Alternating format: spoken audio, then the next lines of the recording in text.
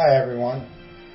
I'm planning to do a series of instructional videos on mating patterns, and this is my first installment, Anastasia's Mate.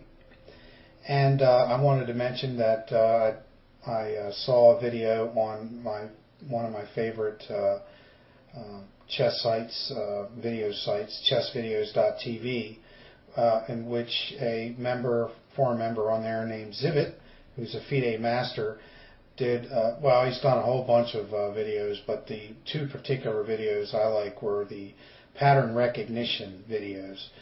And so this is something I am studying now. I'm looking more at the pattern recognition of mating patterns. So he had, I remember him doing specifically Anastasia's Mate, which is the one I'm getting ready to start with. So this will be my first video installment on mating patterns, and I hope you find them instructional. Alright, with Anastasia's Mate, the key player is the knight, and it needs to be located in a position which blocks these two squares from the black king escaping. And then the second concept is typically a sacrificial clearance move of this pawn with the queen, typically, and most of them it's the queen sacrifice. And then this allows the final fatal blow of a check on the H file, mating the king on the file, since the king has nowhere to escape. So this is a fairly simple concept. Of course, a lot of the positions are a lot more complicated, and it's a lot harder to find when you're actually playing. But as long as you can put those three basic elements together, ingredients, if you will, for the mate, at least you'll be able to recognize when you have the potential of doing it, and thus making plans to try to make it happen.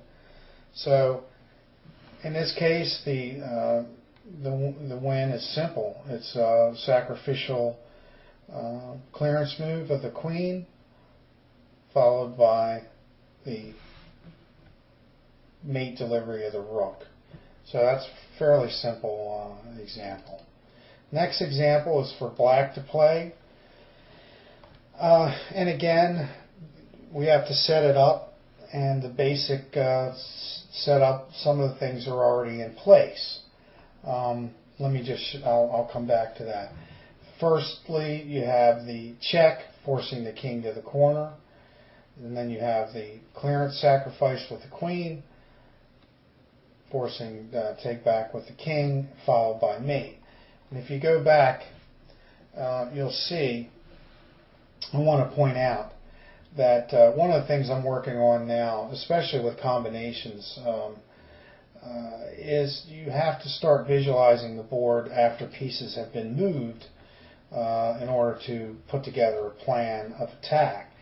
And an example of that is that once this knight has been moved, then these lanes of attack are open.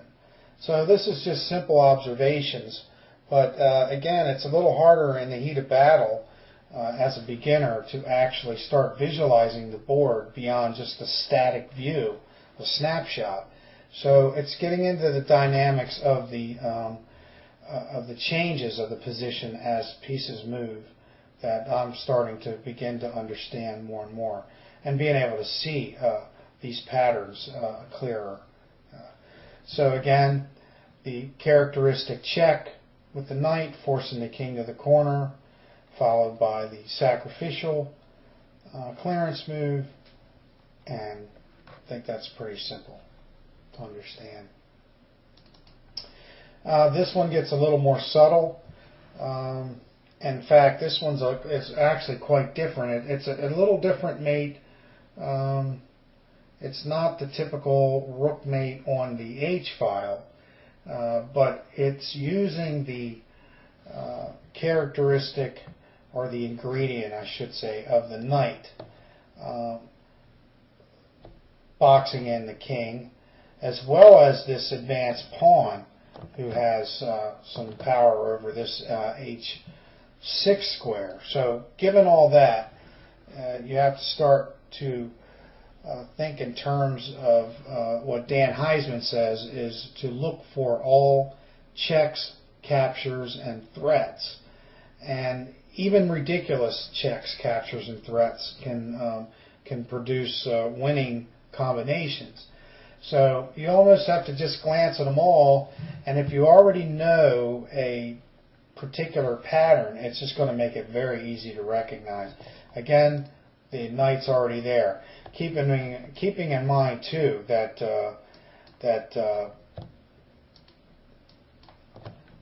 black has a very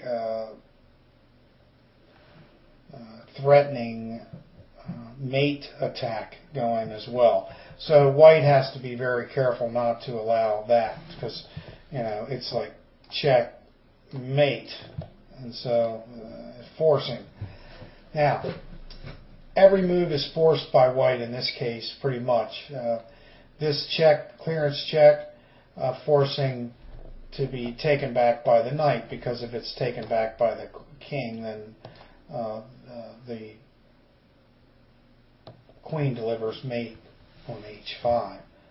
So forcing to take the rook back with the knight, and again keeping an eye on all checks, captures, and threats. If you go back, you've got this check, capture, and check, and you've got this potential threat. So you're keeping your eyes open for all potential check, captures, and threats, even after pieces have been moved. So a forcing check is always something to look for in situations like this.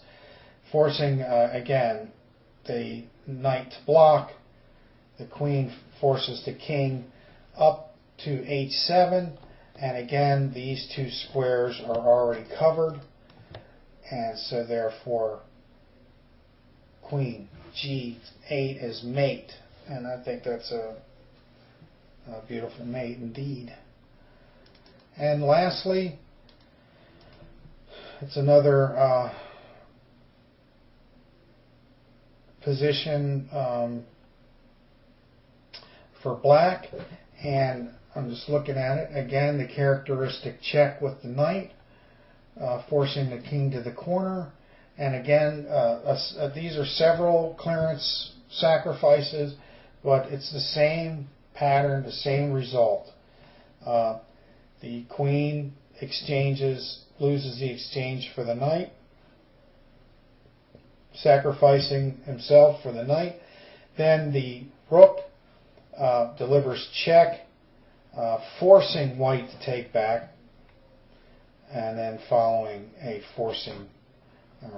mate with the rook, and that is a beautiful mate indeed, in my opinion.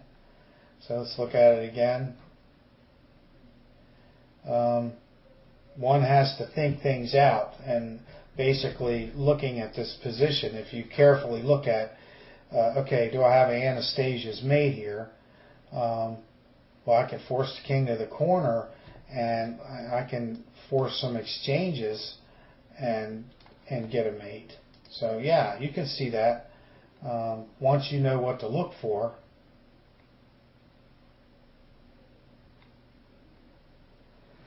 So that's it. That's my first installment on the Anastasia's mate, and I have more to follow.